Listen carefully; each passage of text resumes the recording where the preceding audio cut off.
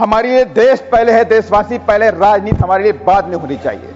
खैर मान्यवर, आखिर में मैं सरकार का ध्यान सेना की भर्ती की तरफ भी लाना चाहता हूं। जब आज पूरे देश के चारों तरफ पाकिस्तान हो, चाहे आपका बांग्लादेश हो, चाहे चाइना हो, ये तीनों लोग आपस में कोलैबोरेशन कर रहे हैं, तो हमें अपनी सेना की ताकत को बढ़ाना पड़ेगा। ऑपरेशन सिंदूर के दौरान पाकिस्तान के पक्ष में खुलकर टर्की और चाइना ने दिया, जिसमें J-10C और PL-15 मिसाइल, ड्रोन टर्की ने सप्लाई किया।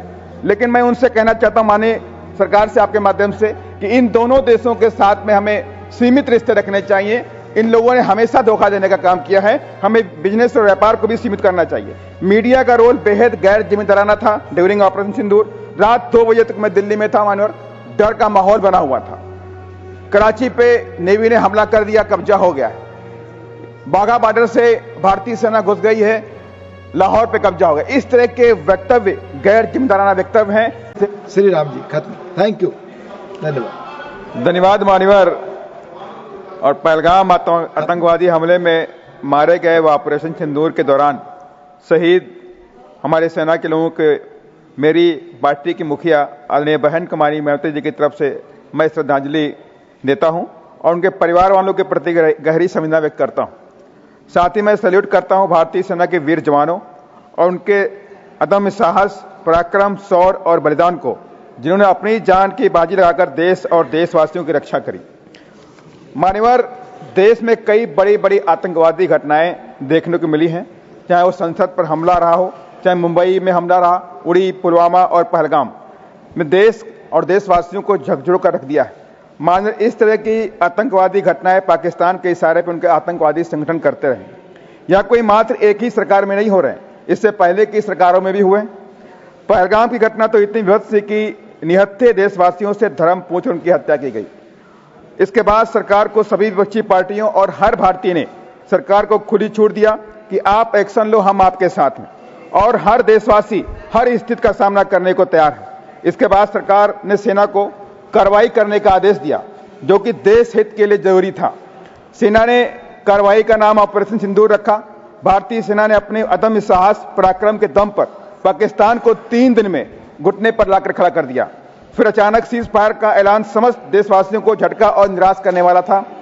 सभी में चर्चा का विषय था, जब हम जीत रहे हैं तो सीज फायर क्यों।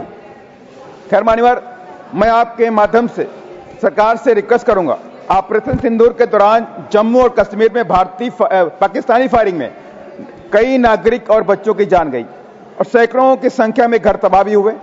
अगर सरकार ने उनको कोई मुआवजा नहीं दिया है तो उन परिवार वालों को मुआवजा भी देने का काम करें। ऑपरेशन सिंदूर के दौरान पाकिस्तान के पक्ष में खुलकर टर्की और चाइना ने दिया, जिसमें J-10C और PL-15 मिसाइल, ड्रोन टर्की ने सप्लाई किया। लेकिन मैं उनसे कहना चाहता हूं, माननीय सरकार से आपके माध्यम से, कि इन दोनों देशों के साथ में हमें सीमित रिश्ते रखने चाहिए।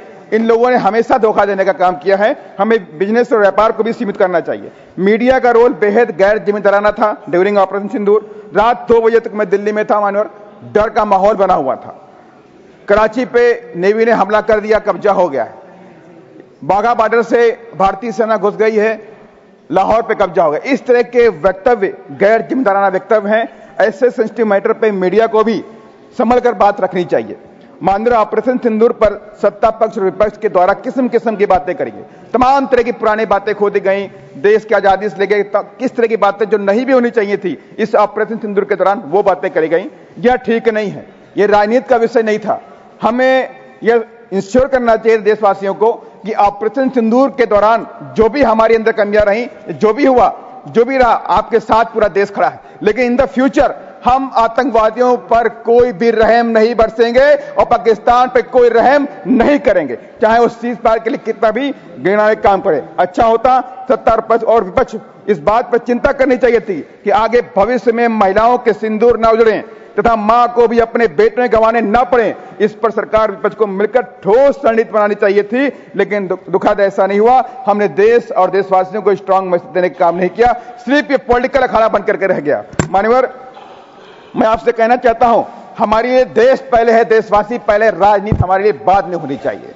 खैर मान्यवर, आखिर में मैं सरकार का ध्यान सेना की भर्ती की तरफ भी लाना चाहता हूं। जब आज पूरे देश के चारों तरफ पाकिस्तान हो, चाहे आपका बांग्लादेश हो, चाहे चाइना हो, ये तीनों लोग आपस में कोलैबोरेशन कर रहे हैं। तो हमें अपनी सेना की ताकत को बढ़ाना पड़ेगा, सेना के रक्षा बजट को बढ़ाना पड़ेगा और सेना के आधुनिकीकरण की तरफ हमें विशेष फोकस भी करना पड़ेगा। मान्यवर, एक चिंता का विषय भी हुआ कि रशिया के अंदर जिस तरह से एयरपोर्ट पर यूक्रेनी ड्रोन ने हमला किया, एक बात बड़ी सोचने वाली बात है कि हमारा जो बॉर्डर है चारों तरफ से हम दुश्मन से घिरे हुए हैं, हमारा समुद्र का एक लंबा सा बॉर्डर है, हम बांग्लादेश से हमारा बॉर्डर मिलता हुआ है, हम चाइना से मिले हैं, हम पाकिस्तान से मिले हुए हैं। माननीय बस लास्ट में खत्म कर रहा हूं, बस 30 सेकंड। धन्यवाद। मैं इसको लेकर के मैं माननीय सरकार से कहूंगा कि सीमाओं की सुरक्षा पर विशेष ध्यान दिया जाए ताकि इस तरह की एक्टिविटी कोई भारत के अंदर न होने पाए। माननीय गृह मंत्री जी बैठे हुए हैं, मेरा विशेष अनुमोदन है। 30 सेकंड माननीय माननीय गृह मंत्री जी यहाँ बैठे हुए हैं। मैं बांग्लादेश के बारे में बात करना चाहता हूँ। माननीय बांग्लादेश के अंदर माननीय हिंदुओं के ऊपर अत्याचार हो रहा है, अत्याचार, बलात्कार, हत्याएं की जा रही हैं। तमाम बांग्लादेशी भाई देश के अंदर आए हुए हैं, उनको यहाँ से न भगाया जाए। माननीय श्री जोस के मनी।